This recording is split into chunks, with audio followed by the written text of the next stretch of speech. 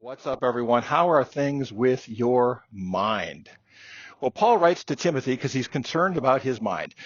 Timothy's having a difficult time. He's a little bit timid because he's a young leader. And it's tough to be a young leader because there's all these older people that are reporting to you, and you don't seem to have that sense of authority.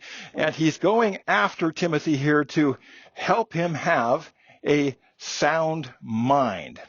Now, the Greek word that Paul uses is phren, P-H-R-E-N, phren. That is the mind. That is the control tower. That is the place from which you steer the ship of your life.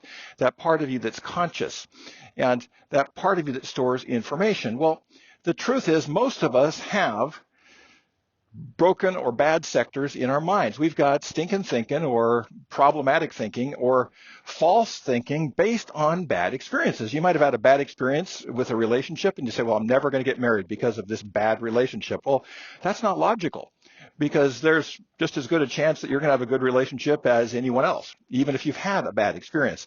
And so we need to get our minds healed. So how do we do that? Well, in college, I work in higher education a lot. And when we have a difficult topic like engineering, where there's a difficult skill set we want to bring across that is completely foreign to the student, we create in the curriculum what is called scaffolding.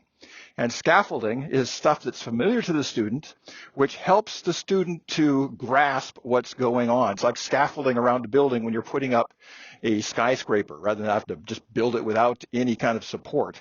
So we provide lots of support on the way up with familiar terms and ideas to help them to understand this big new idea that they couldn't grasp or use without scaffolding. Well, the mind needs that too for healing. Now there's two words. Phren is the mind. Schizophrenia. Schizo means ripped or a torn mind in Greek, and it's a tragic diagnosis, and the people who struggle with that diagnosis need our prayers and our help. But most of us may not have a ripped mind, but we've got bad sectors in our minds, things that have gone wrong, sense of failure, false ideas, ways of thinking that don't connect to reality. And we need healing. We need scaffolding. And the scaffolding that comes across is having a spiritual community which is centered on love, showing up in church, paying attention to other people, receiving love from them and giving them love, and receiving and having an experience of the grace of God, or his chesed in the Old Testament, in the Psalms, his wonderful everlasting love that is unearned and is just graciously comes down from heaven. We just have to receive it. And we experience that. That's like scaffolding for our mind to become healed. The word I want to share with you is sozo, S-O-Z-O, which is a Greek word for being saved or rescued. And as opposed to schizophrenia, there's zophrone or sozophren, which means a healed mind. And Paul is calling Timothy to a healed mind.